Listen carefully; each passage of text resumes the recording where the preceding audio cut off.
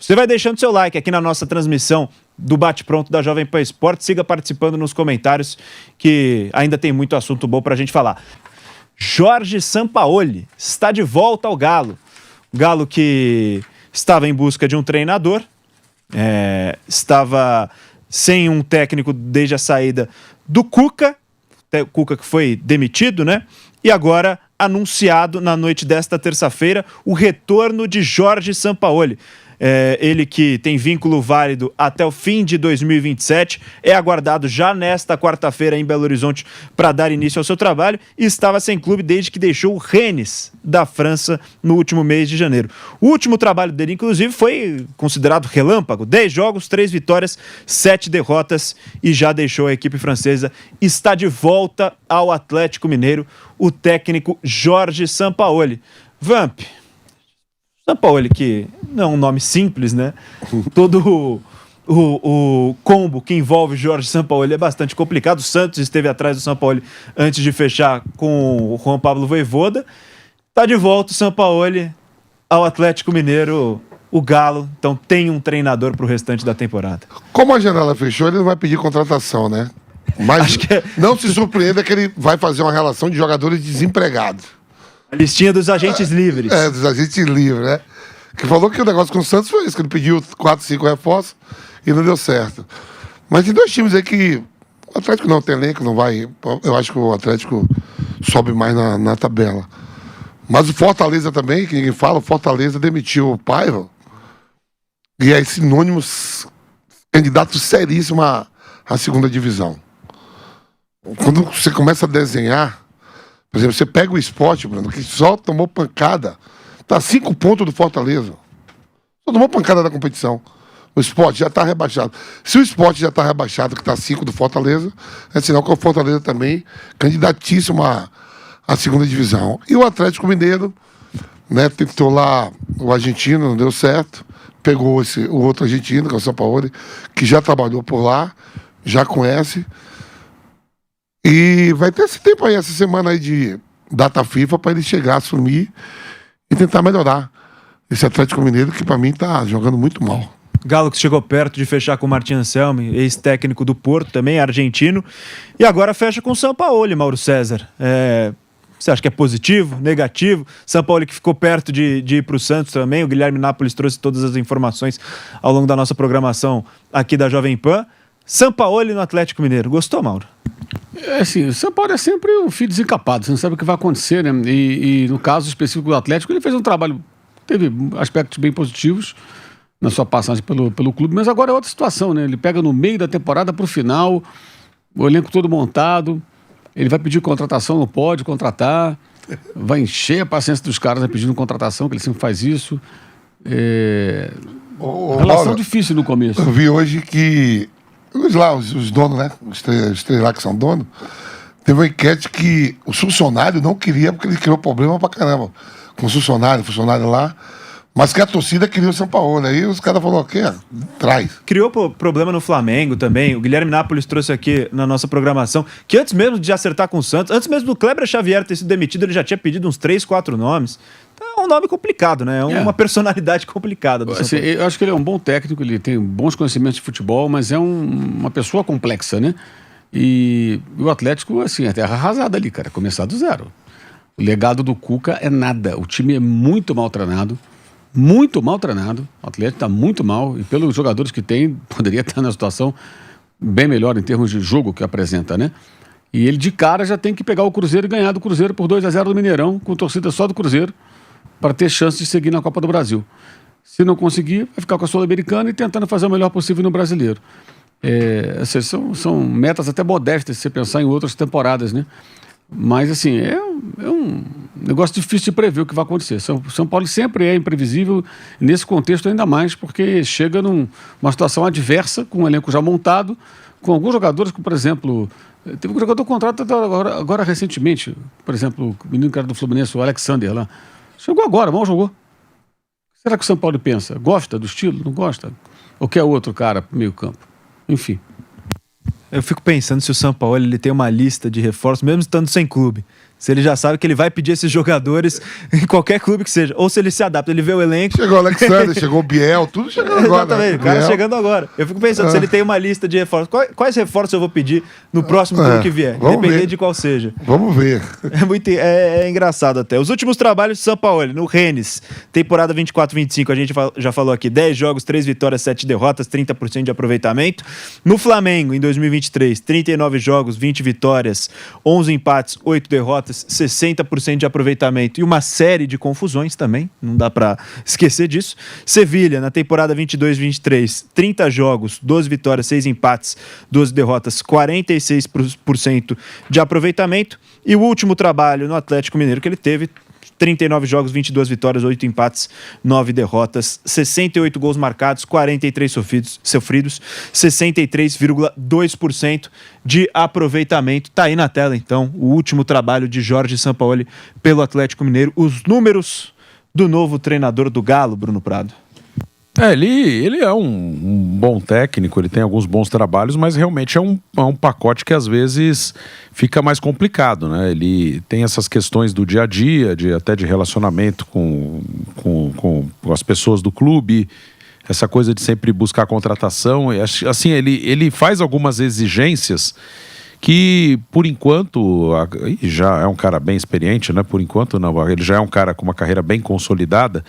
Mas a carreira dele, apesar de alguns momentos muito bons e de ter ideias legais sobre o futebol, ela não justifica, né? Às vezes chega um cara muito grande no clube e o cara vem com várias exigências. Até citar o técnico da seleção, Ancelotti. Quando ele chega num clube, se ele quiser, ele tem um tamanho para pedir um monte de coisa. Nem é muito perfil dele, mas ele é um cara que chega e muito grande. O Sampaoli, em algum momento, talvez mais pela expectativa ou por algum trabalho no Chile, enfim, ele até tinha esse tamanho. Hoje eu acho que ele não tem mais, porque ele passou por alguns clubes, inclusive aqui no Brasil, passou lá no futebol francês e não entregou tanto, né? Então, sim, ele não chega com esse status. Não, o cara pode pedir muita coisa, pode exigir muito, às vezes é difícil no dia a dia, mas vamos aguentar aqui e entregar o que ele quer, porque ele vai me entregar resultado, vai me entregar um time muito bom, vai me entregar um grande futebol. Não tem essa garantia. Acho que em algum momento ele tinha esse status. Não, o Sampaoli, ele pode ser difícil, mas ele vai entregar um time forte. Hoje eu acho que não tem. Nem aqui no Brasil. Quando ele sai do Santos, no Santos o trabalho dele foi muito bom, né, no campo. Ele sai com esse tamanho. Mas depois passou pelo Atlético, ficou em terceiro no Brasileiro, não foi um trabalho ruim, mas não foi nada assim de fora da curva. E no Flamengo teve muito problema. Então, eu acho que hoje ele não tem esse status. Até na hora dos resultados negativos, a troca de um técnico mais rápida ou mais demorada também é muito do status. Normalmente não é nem a avaliação do trabalho, é muito o tamanho do cara. Tipo, Renato Gaúcho no Grêmio. Renato no Grêmio demora mais para cair do que o Renato em outro clube, porque no Grêmio ele tem esse tamanho. O Luxemburgo lá no passado, o Luxemburgo chegava muito grande num clube. O cara não mandava o Luxemburgo embora na primeira derrota. O Felipão tinha esse tamanho também. Então, hoje eu acho que o Sampaoli não tem nem esse tamanho da garantia. Ó, o cara pode perder 5 jogos seguidos que ele vai seguir porque o cara é grande, a gente acredita. Eu acho que hoje ele não tem esse tamanho também, não. Perdeu muito, né, desse tamanho ao longo dessas últimas temporadas. E Vamp, você falou a questão dos funcionários, os funcionários não queriam, a torcida queria. Mas e pro jogador, como é que é? Porque todo mundo já sabe como que é o Sampaoli. O Sampaoli já é um nome conhecido no futebol brasileiro há muito tempo. Os caras conhecem, sabem como é, conversam entre si. Alguns foram comandados pelo Sampaoli, podem perguntar um pro outro. Mas, no geral, todo mundo já sabe que a personalidade do Sampaoli é complexa, acho que, como disse o Mauro, pode ser uma boa definição. Para o jogador, como é que é? Você saber que está vindo um treinador que tem todo esse background, assim. Uma coisa é certa, ele bota o time para marcar todo em cima, viu? Isso aí, os zagueiros vão ter que adiantar, ele gosta de marcar na saída de bola, o time ali marcando pressão, que nem o Felipe Luiz gosta, ele gosta também. Às vezes deixa também, a gente vai ver jogos que às vezes vai ficar muito exposto a defesa do Atlético Mineiro. A gente viu isso quando ele estava no Atlético, o Gustavo Henrique, que hoje está no Corinthians. Não é esse jogador tão rápido, né? Um zagueiro que se posiciona bem, mas jogava muito adiantado. E o Atlético sofreu algumas goleadas na passagem dele. Ele tem isso, de de adiantar o time, né? E criar os problemas. Isso aí a gente vai ver. E os jogadores já conhecem. Todo mundo que tá ali já sabe como é o São Paulo. Todo mundo conhece de outros carnavais. Mas dentro de um elenco, nesses momentos assim que se sabe que vem um treinador com essa personalidade, com esse tamanho, se conversa, como é mais ou menos o clima dentro? Do meio campo pra frente, ele tem vários jogadores interessantes. Ele vai ter o Hulk, vai ter o Rony, ele vai ter o Coelho, vai ter o Júnior Santos. Ele tem o Biel, tem o Bernardo. Olha o time do meio campo pra frente. Dudu. Ele vai ter várias opções de ataque ali. Na defesa, eu acho que o Atlético ainda precisa, não pode mais contratar, né? Então vai ter que terminar com isso aí, ó.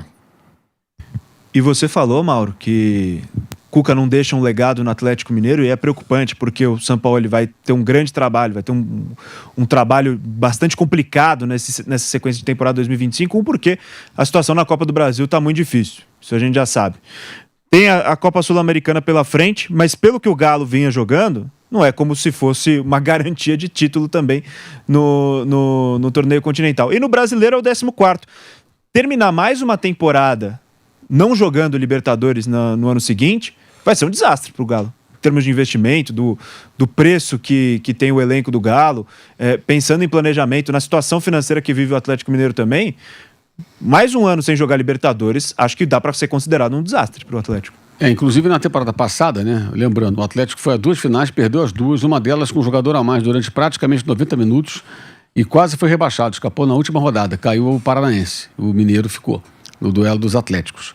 Então já foi uma temporada ruim e a dívida é grande, a SAF está muito endividada, o clube tem muitos problemas, houve de fato aí atraso de salário, jogador protestando, o elenco segue sendo um elenco caro e tem que dar resultado, né?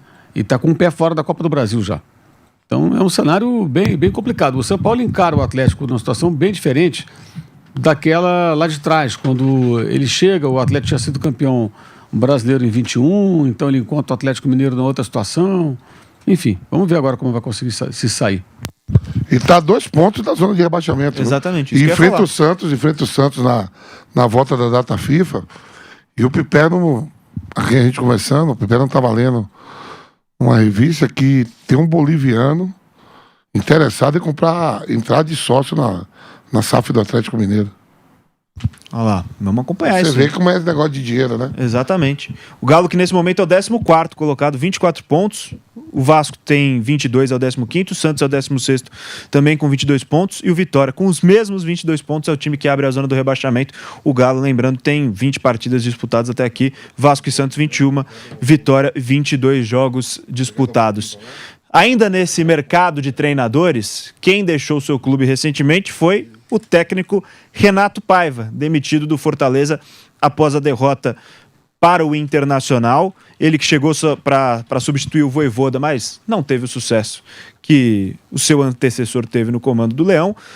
O clube, é claro, agradeceu ao treinador pelos serviços prestados, desejou sucesso para ele e sua comissão, que também deixa o clube 10 jogos com apenas uma vitória, ao todo 20% de aproveitamento. Fortaleza, que segue no Z4 da Série A do Campeonato Brasileiro, nesse momento é o vice-lanterna com 15 pontos. E chama muito a atenção também, né, Bruno? Mais um técnico demitido, é claro, o Renato Paiva, com um curto período, já é sacado da função de treinador do Fortaleza. E um Fortaleza que há poucas temporadas parecia que caminhava para ser esse clube, um dos clubes protagonistas, ou entre os principais coadjuvantes, pelo menos, do futebol brasileiro, nessa temporada parece que comete uma série de ações que levam a um caminho completamente diferente, né? E hoje, rebaixamento é uma realidade forte para a equipe do Fortaleza, sem treinador. Eu acho difícil se salvar, inclusive. A situação é muito complicada. O Vampeta falou aqui, ele está a 5 pontos do Sport, que tem uma vitória só, o time do Sport, né? O Fortaleza está numa situação difícil, trocou um técnico que tinha mais de 4 anos no clube pelo Paiva, e o Paiva ficou só 10 jogos, então essa primeira cartada, vamos mudar o técnico, ver se consegue melhorar, não adiantou, né? Vai tentar de novo. Assim, o Fortaleza ele é um time organizado, sem dúvida. Os últimos anos mostram que foi uma mudança de patamar do Fortaleza. O Fortaleza nunca tinha disputado nenhuma competição sul-americana, já jogou esse ano a sua 3ª Libertadores, chegou em semifinal de Copa do Brasil, 4º lugar em Brasileiro 2 vezes. O time ficou 8 anos na Série C, então é uma vice de Sul-Americana, então mudou o patamar. Só que o Fortaleza, ele tem também um limite financeiro que ele não pode errar. Ao mesmo tempo que ele é organizado, ele também não pode errar. Ele acaba ficando sempre no limite. Quando ele erra na formação do elenco, ele acaba pagando por isso. E aí é difícil, a tomada de decisão às vezes é difícil. Teve um outro ano que o Fortaleza brigou para não cair, que foi 2020. Ele se salvou no saldo de gols. Também foi um ano em que o Fortaleza teve passagens muito rápidas de treinador. Aí também porque o Rogério saiu, aí o Rogério saiu porque ele quis. O Rogério em 19 já tinha saído, ficou 40 dias no Cruzeiro. Aí o Zé Ricardo ficou no Fortaleza, 40 dias depois o Rogério estava de volta. Mas em 20 o Rogério sai de novo. Em 19 o Fortaleza não correu risco. Em 20, quando ele vai para o Flamengo, o Fortaleza ele vai lá para baixo. Aí o Fortaleza tenta o Marcelo Chamusca e tenta o Anderson Moreira. Tá tentando agora, Bruno, o Eduardo Batista ou o Jair Ventura? Sim, que estão na Série B, né? O Eduardo está no Criciúma, o Jair está no Avaí. São treinadores que estão trabalhando na Série B. E ali com o Chamusca e o Anderson, não funcionou bem. O time até se salvou, mas não funcionou. Depois o Anderson foi trocado pelo Vojvoda, que ficou bastante tempo. E agora, de novo, numa ameaça, o time tenta trocar. Vai com Paiva, vai buscar agora outro treinador. Então é uma situação que o Fortaleza está sempre no limite. Ele é organizado, mas se ele errar, ele não tem o poder de investimento de outros times, que acabam no meio do ano contratando, mudando todo o elenco. Ele até está contratando, até trocou alguns atletas, mas nessa questão do investimento é um time que mesmo organizado, ele anda sempre ali, não pode errar, porque se errar, ele acaba tendo muito problema. É claro que agora é muito fácil falar, depois da passagem do Renato Paiva, passagem curta de 10 jogos, mas fica a dúvida no torcedor do Fortaleza também, será que talvez não tivesse que ter insistido um pouco mais no Vojvoda, o cara que demonstrou poder de reação também em outros momentos, que fez grandes trabalhos no Fortaleza, teve grandes temporadas e acabou sendo demitido nesse ano, será que talvez não fosse o caso? Em 22, de novo, é muito fácil falar agora, né? Em 22 fez isso e deu certo, né? Tava mal, manteve o Vojvoda e reagiu. Mas agora já foi o Vojvoda, nem pode voltar agora, que já está no Santos. Então o Fortaleza vai ter que torcer muito para dar certo o próximo treinador, porque a situação é muito difícil. Eu acho que o Fortaleza dificilmente vai escapar. Então tá aí, Fortaleza buscando um novo treinador depois da passagem relâmpago de Renato Paiva sob o comando do Leão do Pici.